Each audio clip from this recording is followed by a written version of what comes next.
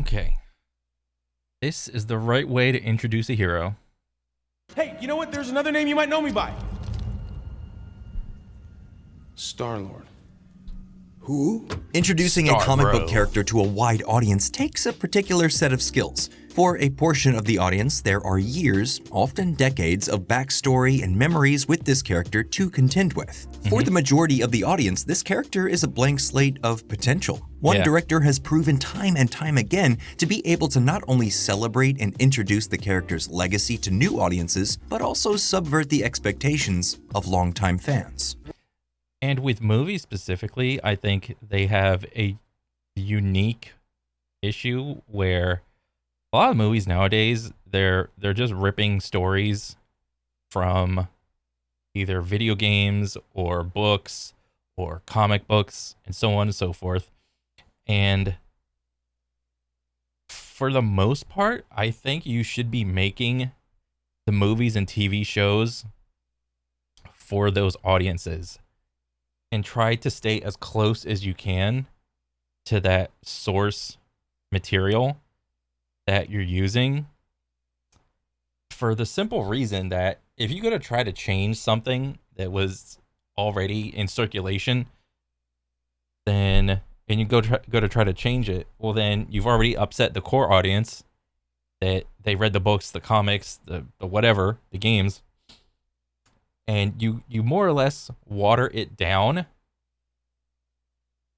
You water the story down and you water the characters down to the point where they're uninteresting to even the general population of people that are just going to the movies or going to see a TV show or something, to the point that they're just not interesting anymore.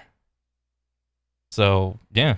Welcome to the frickin' Guardians of the Galaxy. Released in 2014, Guardians of the Galaxy was written and directed by genre creator James Gunn. Known for celebrating the weird and strange in cult features like Tromeo and Juliet, Super, and Slither, Gunn also had a history with pop culture icons like Scooby-Doo or George Romero's zombie films. One penchant of Gunn's career was the way he rejoiced in off-kilter characters. The first proper superhero movie he directed, Super, we meet a short-order cook who goes Bro, I actually have never seen Super. Like, I've never even heard of this movie. on a violent and religious killing spree by the end of the movie. And in Gunn's deft hands, the trajectory made sense. When it was announced that he would be helming the lesser-known superhero team, it sounded perfect. A group of misfit space pirates led by the Earthling and demigod Peter Quill was exactly the dynamic Gunn was built for. What a bunch of a-holes. And this is Peter Quill, also known as Star-Lord. In contrast to most of the Marvel heroes we had met at this point, he's cast in shadows, a silhouette where we only see the trim of his dirty red coat and almost alien red eyes that are revealed to be goggles. The world he treks is as dark and ruinous as his unkempt appearance and clothes. The music is an orchestra of ominous notes and crashing lightning. It is, for all intents and purposes, heavy. There's a feeling that Yeah, and this tends to be the Marvel Cinematic Universe formula for this. I would say this movie started the formula of the MCU. The MCU formula of like heavy, serious intro, followed by a little bit of comedic relief. And for the time, you know, Guardians was great. I thought Guardians was like a banger movie. this world, this man, is dangerous, which makes sense given the cold open. Moments before, we were on Earth in 1988. We watched a young boy who retreated to his Walkman to avoid the world around him. We then see the entirety of that world, a hospital room with his ill mother at the center. When the young Peter was brought to the dark hospital room, we see all the light in the movie's world focused solely on the sickly woman lying in the hospital bed, surrounded by her family and loved ones. She pleads to hold her son's hand, and there's a genuine fear in young Peter's face as he refuses. Before he can comfort his mother one last time, she flatlines and dies. After running from the hospital in pain and sorrow, he's abducted by an ominous spaceship that fires off a tractor beam over the crying child. The movie's light turns to him, casting a spotlight over the child like the light of the hospital room. Having just watched that heart-wrenching opening, the serious silhouette of the masked man using a high-tech gadget that casts a barren landscape in holographic ghosts fits with the established tone. Until here. Star-Lord retracts his mask for the first time, and we see star Chris Pratt in full. Pratt had risen to fame playing the lovable goofball Andy Dwyer in Parks and Recreation. The character was what many would lovingly refer to as a himbo. They are often extremely handsome, often muscular, charming, and above all, a little dim. Leslie, I typed Wait, so handsome bimbo? I had no idea that was a term. Handsome bimbo? Himbo?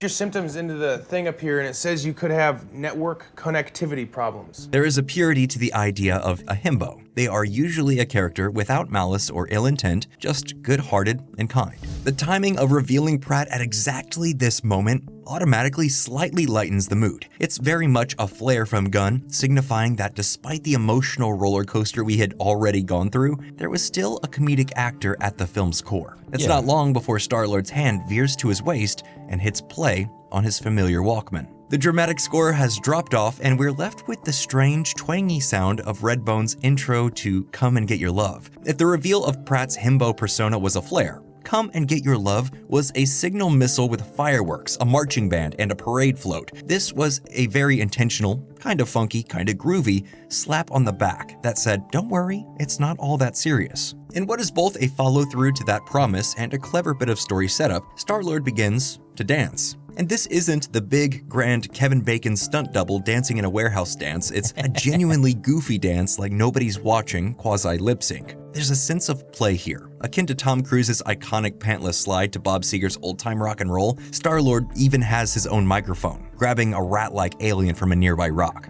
Aside from shifting the tone from serious space adventure drama to lighthearted, this is also amazing character shorthand. Character shorthand is like sketching a silhouette. Think of Batman's bright yellow chest logo in the alley of a shadow. It's giving you information by showing versus telling. You know, I actually never thought about it like that. The whole shorthand thing. And plus, this is just, I'm coming to a realization right now. Yes, what I just said earlier, I'd probably stay closer to the character source material in the case of Batman with the yellow emblem, but like, bro, the more modern Batman outfits and costumes, way fucking cooler than the yellow symbol. Even though it's like, the yellow symbol is iconic and blah, blah, blah. Utilitarily, I think, or pragmatically, bro, that yellow symbol is just giving you away. So I actually never really thought about it like that. Like, why was that yellow symbol right there in the movies if he's trying to fight crime in the dark, but he's got that yellow thing right there and try to like be sneaky and all that shit? I never thought about it like that. Instead of having characters remark on how silly Star-Lord can be, why not show it instead? It also sets up what would become a fight with the film's main villain, Ronan the Accuser, played by Lee Pace. Towards the film's climax, as a means to throw the villain off and show the camaraderie between the newly found family of the Guardians, Star-Lord instigates a dance-off. What are you doing? I mean, for me, this part of the movie was kind of weird.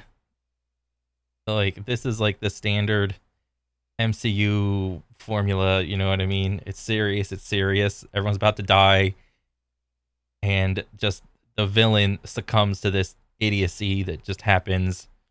Oh, I'm about to do a dance-off. It just wasn't it for me. Like, I know some people are going to be like, oh, no, you're wrong, blah, blah, blah. I mean, and that's fine if you have that opinion or whatever, but I mean, for me, I was just taken aback by like, okay, like I did a whiplash thing. I'm just beside myself. Like, why is this person allowing this to happen? Dance off, bro! This is a writing tick Gunn has carried throughout his filmography. In Gunn's 2021 The Suicide Squad, we meet Savant played by Gunn mainstay Michael Rooker. In this introduction, we see Savant in a sort of solitary yard time. He throws a rubber ball that ping-pongs quickly around the room and returns to his hand. When a small bird chirps in the corner of his room, Savant flicks the ball before it crushes the bird and returns to his hand. This pays off a few moments later when our decoy Suicide Squad lands on the beach to raid a foreign soil. After seeing how skilled Savant is, we're then told by handlers of the Suicide Squad, he's an expert in weapons and hand-to-hand combat. In lesser hands, the expectation is that this will be the sole survivor of the beach attack. We've spent most of our running time to this point on him. He's a recognizable actor and frequent collaborator with Gunn. Yeah.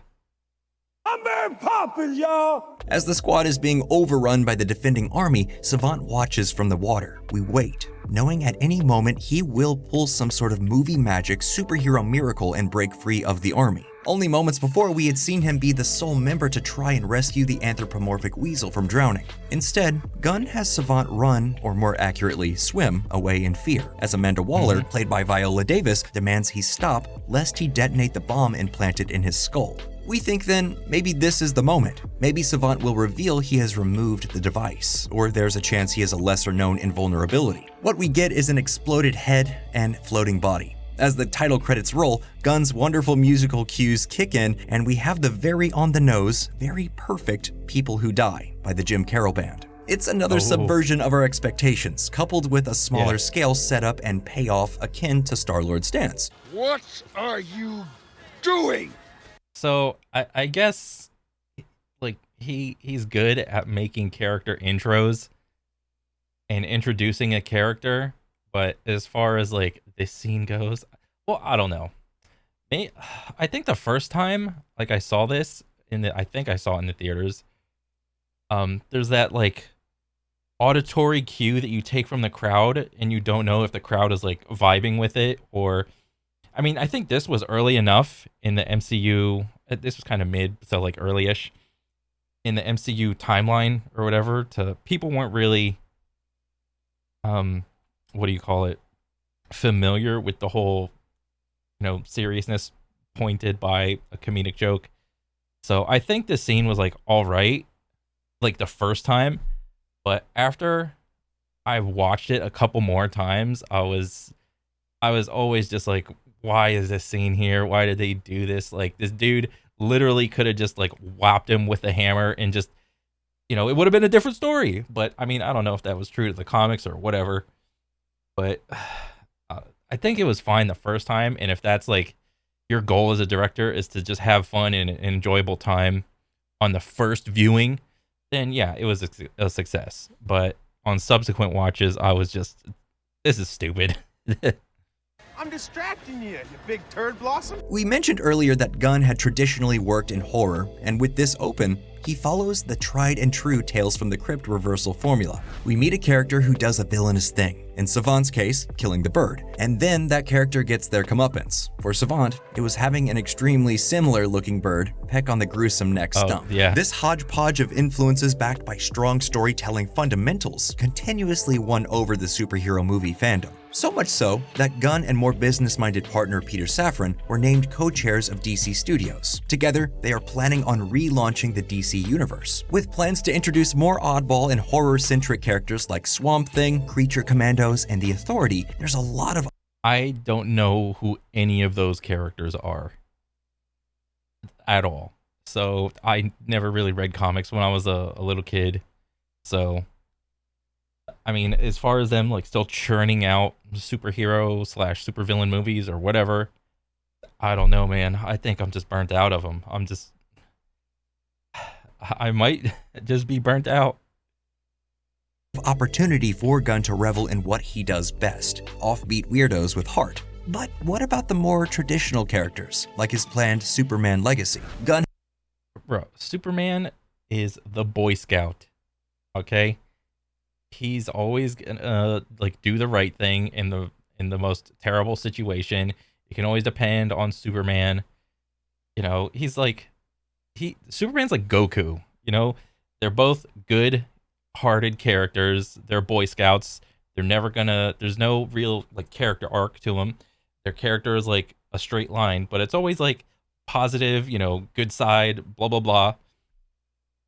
And the thing with that is I would want to see like a Superman hero or not Superman hero, a Superman movie that could make it a little more ambiguous or whatever. Or let's say if there is going to be any more Superman movies, maybe fight someone that fucks with his real life more when he's in his Clark Kent form or whatever. I would want to see that. Yeah. has tangentially worked around the Superman mythos before. In 2019, he was the producer of the film Brightburn. The story was the broad strokes of Superman. A young couple in Kansas adopts an alien baby whose ship crashed near their farm. Gunn and the other filmmakers never shied away from the comparison, often pitching it as Superman meets The Omen. What that movie lacked, though, was a sense of heart in the main character. Our Clark surrogate, Brandon, is an angry boy, an idea of what happens when Superman goes wrong. Maybe Legacy will work as Brightburn's inverse, a celebration of kindness and decency in the face of villainy and evil. Whatever the case may be, one thing we can know is Gunn's aptitude for showing us strange and alien misfits who celebrate their otherness will be a departure from previous creative helmer Zack Snyder. Snyder veered toward the celebration of DC's pantheon. So, I think this is correct. Like, off-brand characters with a little bit of lightheartedness. I think that's fine. I don't know, I just lost my thought. Beyond as almost mythical. They were statuesque and melodramatic, oftentimes so far removed it felt difficult to form a human connection with. Gunn seems to have the opposite intent. Every time he introduces a character, he wants us to relate somehow. I get what he's saying with the whole DC movie or what was it? Justice League movie. Like, everybody was stoic and brooding, essentially, and which is supposed to be like the polar opposite of MCU. But it doesn't have to be like the exact polar opposite where everyone is dark, brooding, and stoic. With the Justice League movie, they did have like a couple jokes or whatever, which was fine. But it doesn't have to always be stoic and brooding, just like it doesn't have to always be, for the MCU, like serious with just breaking the tension with a joke. There's like, you can have like a little bit of gray in there. Through fear or even just the simple idea of dancing like nobody's watching. So what do you think? Which of Gunn's announced DC slate excites you the most? None of them really, to be honest. I will wait till the movie comes out. No. I will wait till the movie goes into theaters, then come out of theaters and onto the streaming site or whatever is probably what I'm gonna do, and then watch it on whatever streaming site it's on. Okay, but we'll see. Let us know down in the comments below, and as always, thank you for watching. Yeah, I like this video. This was a good-ass video. The right way to introduce a hero. And this doesn't have to apply to the superhero movies, DC and MCU. Other movies and other forms of media can also take this concept and use it to their own. So, like, one game that I thought did really good intros to was Borderlands 2. Or just the Borderlands series in general. Whenever you see a new bad guy or like a main character that, like, you're going through the story and it's like, oh, I could have picked this character, but here's that other character. Or you see not a main character, like with the cast, you have, like, what is it called? Your posse that you just cruise around with. You see the introduction of your posse. Oh, there's the guy with the bird. He intros it with, like, he's a sniper. He's got his bird. He's just, like, killing people. And then it highlights the scene with, like, that stamp or whatever, where the background comes in, and it's like, boom, name and a little tagline. And they did that for not only like the good guys, they did it for the bad guys too, which I thought was really good. But yeah, games can do this, showing the audience what's about to go down instead of telling them what's about to go down. So yeah, I thought this was a great little video. I've never heard of Nostalgic. I like it. This is awesome. I want to see more. I might just go in and look at some more shit, man. But definitely, I like it. But that's pretty much it, guys. I will catch you on the next one. All right, peace.